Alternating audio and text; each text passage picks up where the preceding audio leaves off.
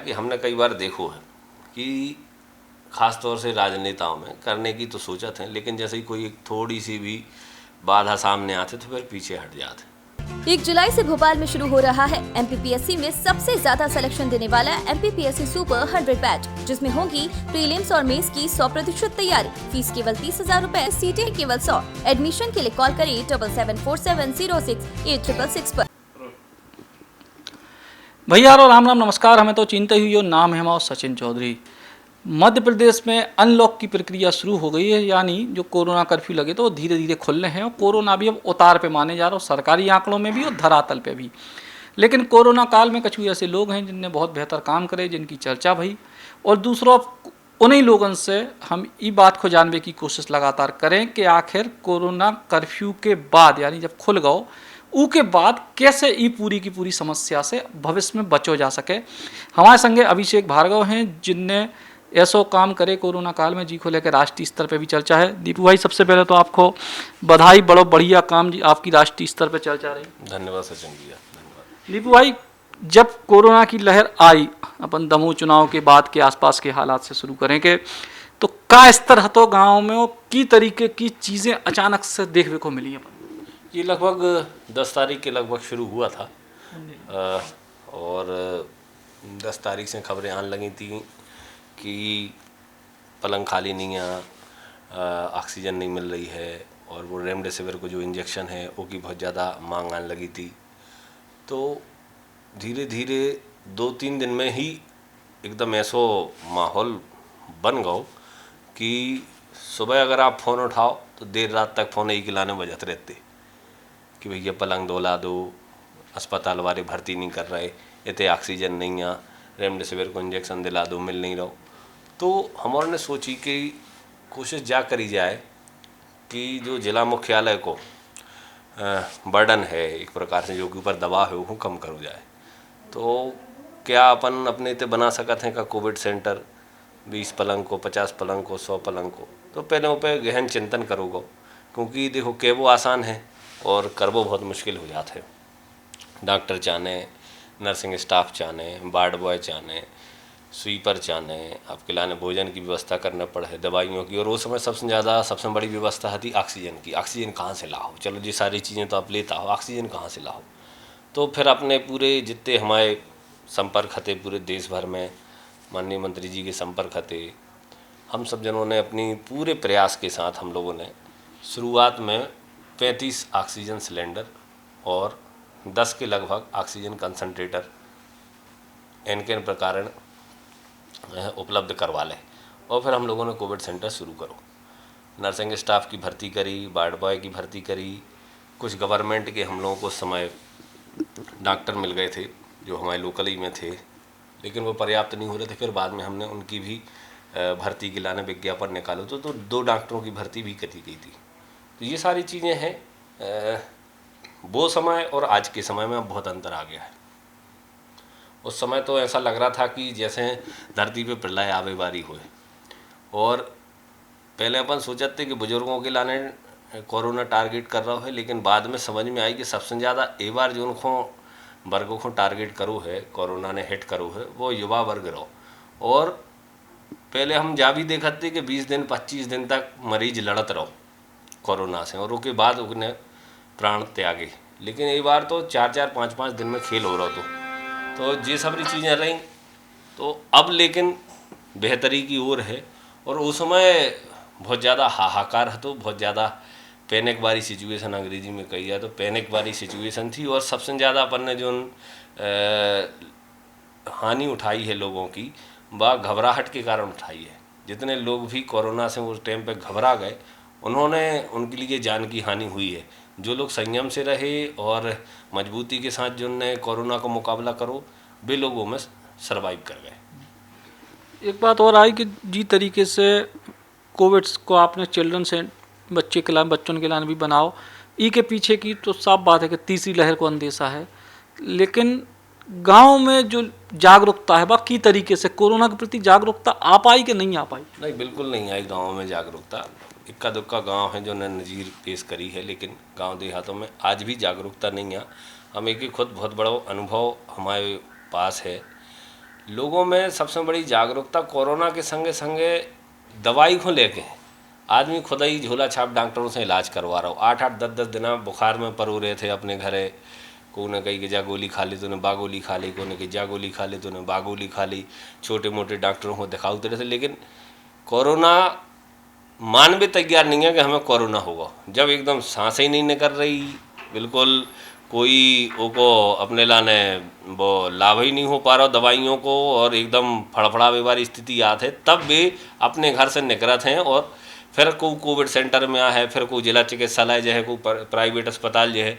लेकिन जब तक स्थिति हाथ से निकल जात, 8-10 दिन की देरी कोरोना में बहुत ही खतरनाक साबित होती है। और ऐसे एक दो नहीं, सैकड़ों केस हमने पूरे अपने विधानसभा क्षेत्र में देख लिया। तो जागरूकता के लिए हम लोगों ने तो अपनी विधानसभा में पर्चा बंटवाए थे, कोरोना से संबंधित एक पर्चा बंटवा दो पूरी विधानसभा में, जो उनमें लिखो तो कि भैया जी लक्षण हैं, इनको पहचानो, जानो और देरी न करो। कोई भी प्रकार की अगर आपके लाने परेशानी आते तो हमारा जो टोल फ्री नंबर है, गड़ाकोटा रहली सायपुर में 3 कोविड सेंटर चालू हो गए हैं, डॉक्टर हैं उसे फ्री में इलाज, सारी चीज़ें हम लोगों ने वहाँ पे।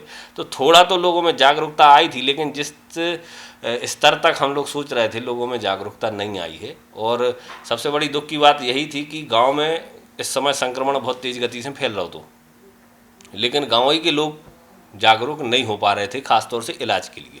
लेकिन यही समस्या वैक्सीन को लेके भी आ रही गाँव में कि अब आदमी वैक्सीन लगवावे तैयार नहीं है। क्या कि उनकी जो हमारे पास जो वजह सामने आई कि उनको प्रॉपर तरीके से शायद जो गाइड नहीं कर पाए अपन के, या जो भी प्रतिनिधि हैं कि भैया वैक्सीन के बाद थोड़े से प्रिकॉशन भी लेने, तनक सी सावधानी बरत रहे। उसके बाद कछु केस भय को बिगड़ गया, एक आध आदमी की डेथ हो गई, तो एक अफवाह फैली। ये क्या कारण आप ही को? देखिए, बिल्कुल सही कह रहे हैं आप। जब वैक्सीनेशन गांव देहातों में हो शुरू हुआ है, तो कई लोगों के लिए इसमें बुखार भी आया है, कमजोरी भी आई है, और एक जैसे लक्षण जैसे कोरोना के होते हैं, कई लोगों को वैसे ही लक्षण दिखे, और किसी अन्य कारण से वो में कोई की डेथ हो गई, तो एक वो बड़ो उदाहरण बन गए ग्रामीण क्षेत्र के लोगों के लिए, सामने आ गया। तो लोग डर गए। जैसे बूढ़े पुराने लोगों को इंजेक्शन लगो तो उनको बुखार आ गया, और हो सकता है संभवतः 1-1 हफ्ता 10-10 दिन तक भी उन्हें बुखार में डली रहे। तो दूसरी जो महिलाएं थीं वे उनको देख के डर गईं। कई वीडियो हमने देखे तो मैं विजयी कह रही कि हमारी बेटुक को बीमार हो गई थी, आज लो ठीक नहीं हो पाई, तो हम नहीं लगवा रहे वैक्सीन।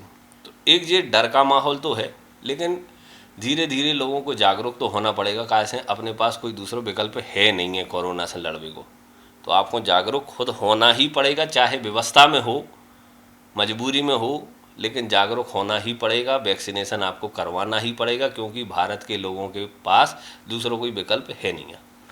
अब अनलॉक शुरू हो रहा हो, बाजारों में फिर वही कल परसों से माहौल देखने को मिल सकता है, या जींदना से भी खुले जी जिला में ई के लाने कैसे आपको लगत कि अब ऐसी स्थिति बना जाए कि अगली लहर से अपन बच जाए या कम आवे, और की स्तर में ग्रामीण क्षेत्र में या छोटे शहरों में काम करने की जरूरत है? देखो, अभी पहले तो हम कोरोना पे चर्चा कर रहे हैं कि हमें ऐसा लगता है कि जो कोरोना वर्तमान स्थिति में है वायरस, इसका तेज कम हुआ है, और हम खुद देख रहे हैं, क्योंकि हम कोविड सेंटर चला रहे हैं, तो ये बहुत ज़्यादा बहुतायत में लोगों को अब इफेक्ट नहीं कर रहा, और उस स्तर पर गंभीरता से ज़्यादा इफेक्ट नहीं कर रहा। इसीलिए अगर अभी अनलॉक होता है तो हमारे हिसाब से बहुत ज़्यादा परेशानी अभी नहीं जाओ चाहिए।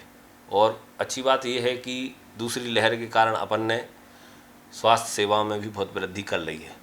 तो अगर अपने पास फिर से वैसे ही सिचुएशन बनेगी तो अपने पास पर्याप्त साधन उपलब्ध हैं।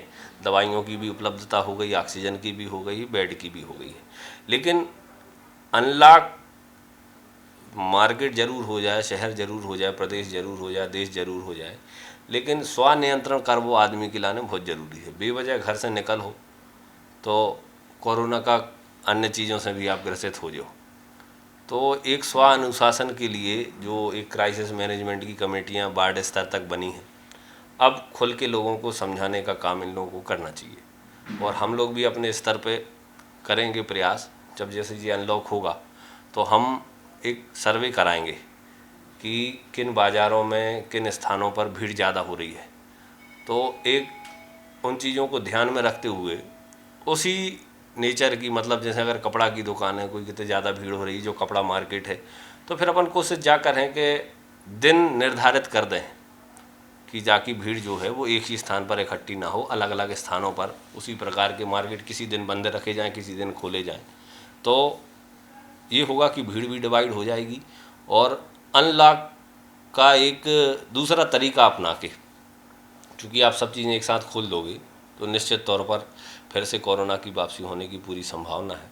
और व्यवस्थित तरीके से अगर अपन अनलॉक करते हैं, एक वैज्ञानिक तरीका जिसको अपन को कहना चाहिए कि सारे लोगों से सलाह मशवरा करके, जिसमें हमारे वैज्ञानिक भी हों, कोरोना से संबंधित विशेषज्ञ भी हों, और जिसमें व्यापारी भी हों, अधिकारी भी हों, ये लोग अगर उसमें सलाह दें कि अपन इस प्रकार से इसको अनलॉक का अब ये तरीका होना चाहिए। देखिए, लॉकडाउन का एक तरीका अपन ने अपना के देख लिया, अनलॉक के इसके पूर्व में कई तरीके अपना के देख लिए कि अपन 11 बजे दुकान खोलो, 6 बजे तक खोलो, इतवार को शनिवार को बंद रखो, हफ्ते में 5 दिन खोलो, इस प्रकार के सारे कर लिए, लेकिन कोरोना की गति पर नियंत्रण कई बार नहीं हो पाया।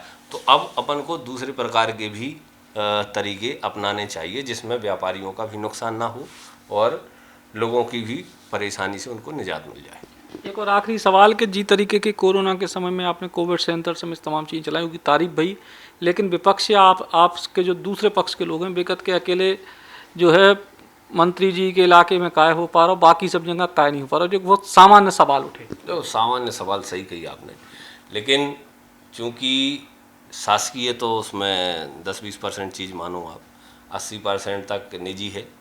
और चाहे वो डॉक्टर की सैलरी हो, नर्सिंग स्टाफ की सैलरी हो, चलिए पैसे से कई लोग सक्षम हो जाते हैं, लेकिन क्या होता है कि हमने कई बार देखो है कि ख़ास तौर से राजनेताओं में करने की तो सोचत हैं, लेकिन जैसे ही कोई एक थोड़ी सी भी बाधा सामने आते तो फिर पीछे हट जाते, वो बाधा को पार करके काम करने को उनकी मंशा नहीं रहती।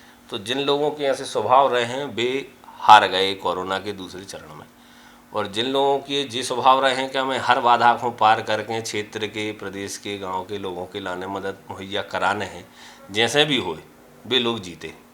तो उन लोगों में हम भी हैं। हमने पूरे भारत देश के अपने जितने भी हमारे संपर्क थे, उन सारे संपर्कों को लाभ लेके अपने 3 कोविड सेंटरों की स्थापना करी, जो उनमें समाज के लोग भी निकल के आए, समाज के लोगों ने भी अपनी तरफ से व्यवस्थाएं की, हमारे मित्रों ने अपनी तरफ से चीज़ें पहुंचाई, हम लोगों ने अपने धन से चीज़ें खरीदी जो भगवान की कृपा से जितना हो सका। तो मंत्री पद को उसको बीच में लाने की आवश्यकता नहीं है, मैं मान के चलता हूँ, क्योंकि मंत्री होने के कारण या मंत्री पद के कारण या किसी विभाग के कारण ये तमाम व्यवस्थाएं नहीं हो पाई। ये व्यवस्थाएं हो पाई व्यक्तिगत रुचि लेने के कारण। देखिए, पहले ही बार ऐसा काम हुआ है, अगर मैं अपने मुंह से कहूँ तो हो सकता है कि अतिशयोक्ति लगे या फिर लोग यह कहें कि ये अपनी खुद की बड़वारी कर रहे हैं। राजनीति में कभी कोई जीवन की रिस्क लेके काम नहीं करता। आपने भी देखा होगा, राजनीति दिखाने का काम है, लेकिन खुद की जीवन की रिस्क लेके मौत से लड़के राजनीति कोई नहीं करता। कोविड सेंटर की स्थापना करना अलग विषय है, कोविड सेंटर को घर जैसा चलाना एक अलग विषय है। अकेले परिवार में होकर भी कोविड मरीजों की तीमारदारी करना, उनकी देखरेख करना, उनके बीच में जाना, ओखों संबल देवो, उनके इलाज की व्यवस्था के लाने दिन रात एक करवो। ख़ास तौर से कोविड के समय में ये इतनी बड़ी चुनौती थी जिसमें आपकी ज़िंदगी भी दांव पर लगी थी, लेकिन हमने अपनी ज़िंदगी की फिक्र करे बिना, अपने परिवार की फिक्र करे बिना लोगों की और मानवता की सेवा के लाने प्राथमिकता दी, ऐसे हम सफल हो पाए। अगर हम राजनीतिक उद्देश्य से ये सब काम कर रहे होते तो बहुत कम आदमियों की मदद कर पाते और निष्पक्ष रूप से हम आदमियों की मदद नहीं कर पाते और पूरा काम दिखावा को हो जाता। लेकिन राजनीति को एक तरफ रख के तीनों कोविड सेंटरों में हम लोगों ने आज अच्छा महसूस होता है कि पर्याप्त लोगों की मदद हम कर पाए हैं। तो उसमें किसी को यह नहीं देखना चाहिए कि मंत्री का क्षेत्र था इसलिए ऐसे हुए। बहुत सारे मंत्री हैं, केंद्रीय मंत्री हैं, सभी लोग हैं, लेकिन उस स्तर पर वो लोग काम नहीं कर पाए। मैं उन चीज़ों वो विषय में नहीं जाना चाहता, लेकिन इस पूरे काम में आत्मसंतुष्टि का काम है और हमें आत्मसंतुष्टि मिली है। तो जित दीपू भार्गव जिनको कहबो कि पूरा जो कोरोना काल में जितने भी काम करे हैं वो आत्मसंतुष्टि के लाने हैं, और शायद जो लोग स्वस्थ हुआ या जिन लोगों की तीमारदारी भी कर पाए उनकी दुआएं भी संग रहें। कैमरामैन नीलेश के संग सचिन चौधरी, बुंदेली बौछार के लाने। अब 1 साल में करें एमपीपीएससी की पूरी तैयारी। मध्य प्रदेश के सबसे सफल टीचर लक्ष्मी शरण मिश्रा जी के मार्गदर्शन में ज्वाइन करें सिविल सर्विसेज क्लब का एमपीपीएससी सुपर 100 बैच। साल भर का ये ऑफलाइन बैच 1 जुलाई से भोपाल में शुरू हो रहा है। इस बैच में सीटें है केवल 100, साल भर की फीस है केवल 30,000 रुपए और एडमिशन होंगे 1 जुलाई 2021 को सुबह 7 बजे से। कॉल करें 7747068666 पर।